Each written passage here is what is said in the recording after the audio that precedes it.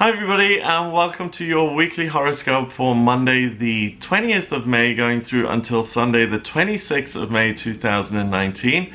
Thank you for joining me. It's a pleasure to be with you today. I've had a look at what's going on this week and it looks like a really fun week where you're going to have a lot of positive experiences. So these horoscopes are for all signs of the zodiac. They're for everyone who watches. I look at what relationships the planets form with one another up in the sky and how that affects all of us, all star signs, and the horoscopes are based on UK time. So if you're on the East Coast, subtract 5 hours. If you're on the West Coast of the States, subtract 8 hours. If you're in Dubai or India, add 3 or 4 hours, just double check that yourself. And if you're in Australia, add 8 hours if you're in Perth, and 10 hours if you're on the east coast of Australia, and I think 11 hours in New Zealand. So just double check the timings, and again, like I always say, don't get too hung up on the timings because these energies change gradually and naturally. So on Monday the 20th, we've got the moon in Sagittarius, so that immediately sets you up to be fiery and optimistic and goal oriented and looking at moving forward with your life, and that conjuncts the lucky planet Jupiter, which is in Sagittarius. Now Jupiter is an outer planet and it's in Sagittarius every 12 years. Jupiter stays in each sign for 1 year. There are 12 signs of the zodiac, so it goes into Sagittarius, the sign that it rules, once every dozen years. So Jupiter is able to express its good luck and its good fortune in a way that's very effortless and easy when it's in the sign that it rules. And a conjunction means that the moon and the good luck planet, they blend their energies together. So you are lucky today and you feel lucky. You feel like things are going your way and things are really exciting and positive. The moon squares Neptune in Pisces, so a square is when two planets are kind of at odds with each other, there's friction. Neptune is the water planet of intuition and dreams. It rules Pisces, so it's very powerful there, but it's kind of facing off with the moon. So the moon is saying, let's move forward. Neptune says, let's dream and let's go inwards. And the moon and Jupiter beat Neptune here on Monday. So you start the week with a specific goal in your sights, and you'll use all of your practical skills to achieve this goal, and you'll have a lot of practical skills. You're really grounded, your head isn't up in the clouds, your feet are firmly planted on the ground, and you have laser focus on what it is you want, what's enjoyable, and where you want to get to. So any outstanding things on your to-do list, tackle those today because they're going to be much easier than usual. Get organized and on top of what you need to do. Things that usually take you 2 hours may take you an hour or even half an hour today because you're just so fired up and you're thinking very clearly, so you can make decisions easily. On Tuesday the 21st of May, the moon moves into Capricorn at 7:57 in the morning. Now that's a major change of energy. Capricorn is also very goal oriented, but it's an earth sign, so it's more diligent and practical, and it looks at getting to the top of the mountain as a long-term goal. And it doesn't hurry, it doesn't need to achieve it today or yesterday, it isn't as urgent. It's about steadily working your way towards something, so it's more sustainable in a way. The sun moves into Gemini at 8 in the morning, so happy birthday to all the Geminis. The sun is going to be in your sign for the next 4 weeks or so, so this is your time to really enjoy. Mercury, the communication planet, also goes into Gemini. So that's your birthday present. Mercury is the communication planet. It rules 2 signs. It rules Virgo and Gemini. When it's in Gemini, it's all about expressing info, trying new things, being super curious, being rational, being able to communicate in a fun and easy way, and making decisions like that. So it really puts your head in a place that's very clear and you keep things concise. check the monthly horoscopes for your sun sign and your ascendant, because it's going to show you which house Mercury is going to be in. In astrology, the planet is the energy itself. The sign it's in is how that energy is expressed, and the house is what area of your life that energy is going to be expressed in. So let's say Mercury is in your 5th house of romance, and things have been very fuzzy and unclear up until now. You will really see things for what they are. And if it was, is it my behavior that's causing the conflict, or is it his behavior that's causing the conflict, and you weren't sure before, Mercury in Gemini is going to give you this crystal clear kind of focus, and you'll really be able to get the answers that you want and need. So have a look at the monthly horoscopes for your sun sign first and then your ascendant. It's going to show you the houses. Communication becomes easy and enjoyable for all of us with this change of Mercury. And the Capricorn moon also opposes Mars in Cancer. Mars is the male principle of drive and ambition. It's not that happy in Cancer. It's forced to kind of nurture and focus on being focused on other people and helpful and comforting, whereas Mars, the red planet, wants to achieve and move forward and drive things. So there are a lot of changes in the energy today, and it's really, really intense. So it may take you by surprise a little bit, and it may be like, whoa, this feels really different, okay? But you're still grounded. You're thinking along very rational, logical lines, and you're interested in learning new skills and gathering lots of new information. The Mars in Cancer connection is really good because you're focused on helping yourself, and you're not so concerned with other people and how to rescue others and save them. So if you're in a situation where you really have to focus on other people and the main point is others, get prepared and deliberately go into those situations being patient. And if you kind of have to deal with those things, then just kind of realize that those aren't ideal. You'd much rather be focusing on yourself and taking care of your own needs rather than other people's. So if you're a school teacher, for instance, and you have to take care of the kids all day, then make sure you give yourself some time in the evening to resolve some of your own problems, whether those are financial or romantic, or whether they have to do with travel. Tuesday the 21st is a really, really great day to sort out your personal circumstances and to focus on yourself. On Wednesday, the 22nd of May, we've still got the moon in Capricorn, so still very practical and focused on getting somewhere in a very pragmatic way. And that conjuncts, so it blends its energy with Saturn and Pluto, which are both in Capricorn as well. Saturn is about stability and structure. Pluto is about transformation and change. And in Capricorn, it's about working towards change, which is going to be really, really solid and secure. So you feel very aligned with that. How can I work to make changes in my life which really excite me and which add more security and stability to my life? Mars is still in Cancer, and it sextiles Uranus and Taurus. So they have a harmonious relationship. Uranus is energy, and it's unpredictable energy. It's like electricity. It's really, really powerful. It's in the earth sign of Taurus, and it connects with Mars and Cancer. So you're able to utilize that energy of Uranus to take care of yourself again. So Wednesday is really one of the best days of the year for anyone of you guys watching who aren't happy in the job that you're in and to make a career change. So if you don't like your job, Wednesday the 22nd in itself, 22 is the master number of the builder.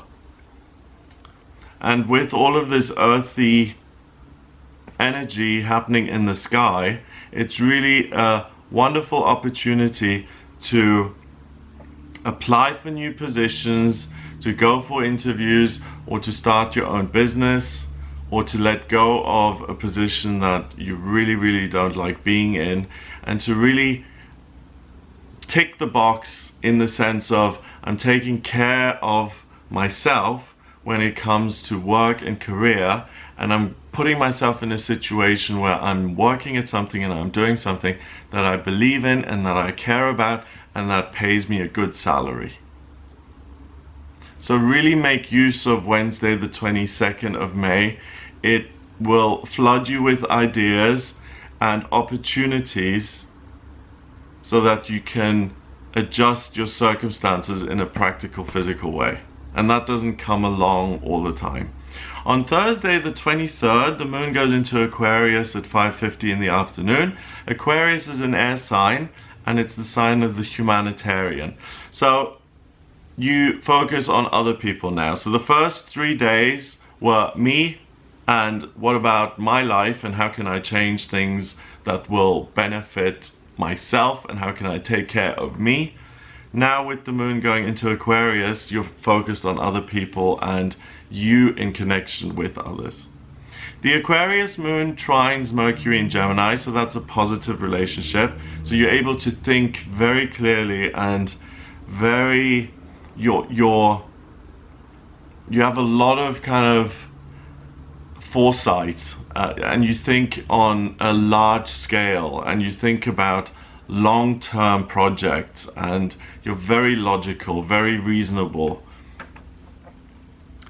The Aquarius moon squares Uranus in Taurus, so a square again causes friction. So the moon doesn't want the chaos and unpredictability of Uranus.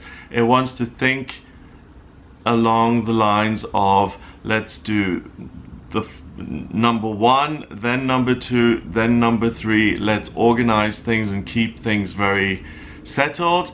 We don't want to, just go around doing everything in a kind of eccentric, full-on, unstructured way. So it may feel a little bit uncomfortable and you may find yourself getting a bit chaotic, but ultimately what wins out is the order and the structure of the moon and Mercury.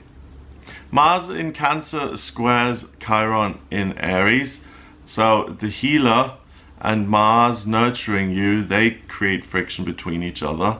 So on Thursday you really become interested in helping out other people.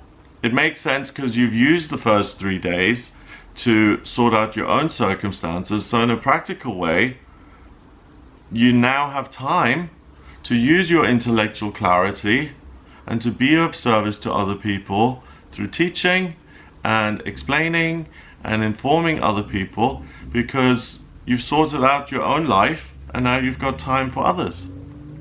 So that bodes really well in terms of reading between the lines here. The first 3 days are super productive if you want to make changes to your working life, or if there are things in your life that simply don't work, because here on Thursday you're given the time to help other people, and you wouldn't be given that time if there were lots of things that personally were unresolved and that needed dealing with, because you wouldn't be able to focus then. On Friday the 24th, we've got the Aquarius moon trining Mercury in Gemini. So again, the way you think is very much connected with humanity and being of service to others. It squares Venus in Taurus. Venus is the planet of love and beauty, and that's in the sign it rules, Taurus, which is an earth sign. And the moon also quincunxes Mars in Cancer. A quincunx is another positive, harmonious relationship. A square is a problematic connection. So thinking and ideas and nurturing and taking care of and healing are much more important than expressing yourself on a physical level, or focusing on the body. So on Friday, you're still interested in helping other people through this intellectual clarity and understanding that you've got. And you may even feel the urge now to nurture and heal others through giving advice and sharing your own life experiences. That's the addition of Mars in Cancer, kind of urging you to protect and heal others. Because if you see things clearly and you see someone getting themselves into a situation that's not going to have a happy ending, you're like, oh, I've been there, done that, let me help that person. So be careful with this. Some people don't like unsolicited advice. It's not welcome. And only share your experiences with people who are willing to listen and who want to learn. If someone is like, okay, I'm doing this, and you know that it's gonna go belly up, but there's no telling them, then, you know, don't bang your head against the wall and don't harm yourself by trying to save them from something that they need to experience for themselves. And again, reading between the lines, Friday shows that you're making really good decisions, because you can recognize things happening in other people, and that means that you have absolute clarity of mind here. And that's the one thing that's consistent all week, that you really see things for what they are, and that you don't have the wool pulled over your eyes and things aren't fuzzy and difficult to work out. You really get it. On Saturday the 25th, the Aquarius moon sextiles Jupiter in Sagittarius. So thinking and good luck combine now in a harmonious way. So Saturday is a great day to go out with friends and to just have fun. It's also a wonderful day to go on an adventure with friends or without friends, and to explore new skills and knowledge. It's a day that's all about exploration, doing something new, discovering the unexplored and unexpected, and really just giving yourself the chance to be amazed and to experience the wondrous, and to get in touch with your inner child again, and to look at things that are new and that you've never experienced. So out of all of the days of the week, Saturday is really the most fun so far.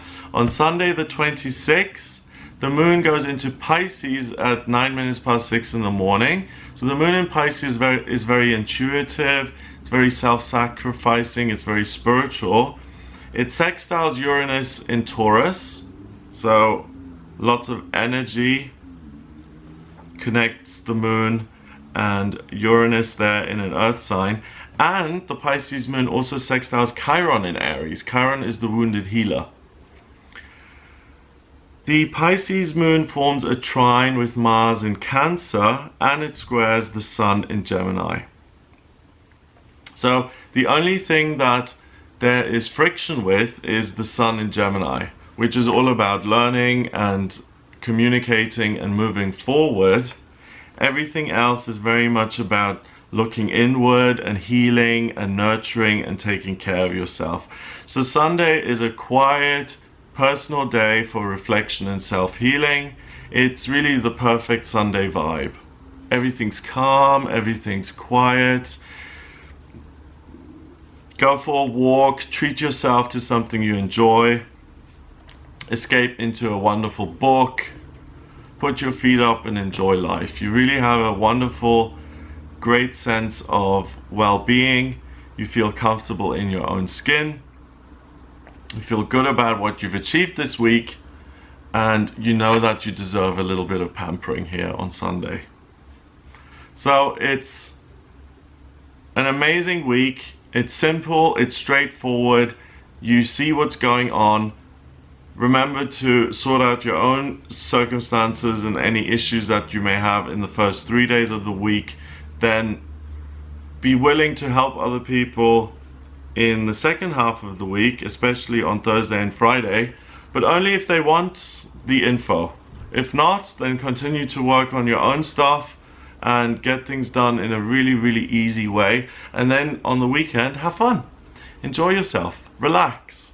Go do something new.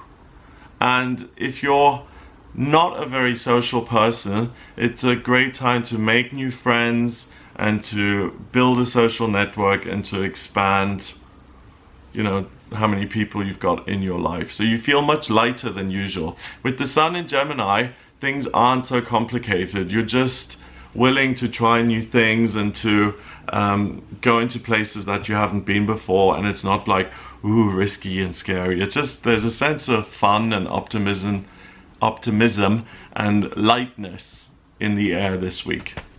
So it looks like a great week. If you would like a personal reading with me, please get in touch via my website. It's gregoryscott.com. Click on the readings tab to audio reading. In my personal readings, I use astrology, tarot, and numerology to draw up your natal chart, your birth chart, which is a snapshot of the sky at the moment you were born. I need your place of birth, date of birth, and time of birth. If you don't have the time of birth, order a chart rectification with me on the website. That's just the process where I take 10 major life events that you've experienced, and I can actually work out your time of birth down to the minute. Once I have that, I can draw up your chart, and that shows me where you've been in past lifetimes, what your life purpose is this time around, what your vocational talents are, and what kind of work is going to be most enjoyable and fulfilling to you, what's destined for you, what your strengths and weaknesses are, where the best place is to live. I use the astrocartography for that, and what's coming up in future. I use the tarot and the predictive astrology to answer those kind of questions, what's coming up in love and career and finance and health and travel and children, anything like that. So if you have any questions, or you would like me to look at certain areas of your life and kind of give you some confirmation or clarity, then get in touch via the website gregoryscott.com to audio reading. If you like these videos, then please hit the subscribe button, and also check out some of the daily tarot videos that I make and the monthly horoscopes for each sign of the zodiac, especially with the Mercury change this week, to see what house that's in. Have a fabulous week, have a lot of fun, and I'll speak to you next week.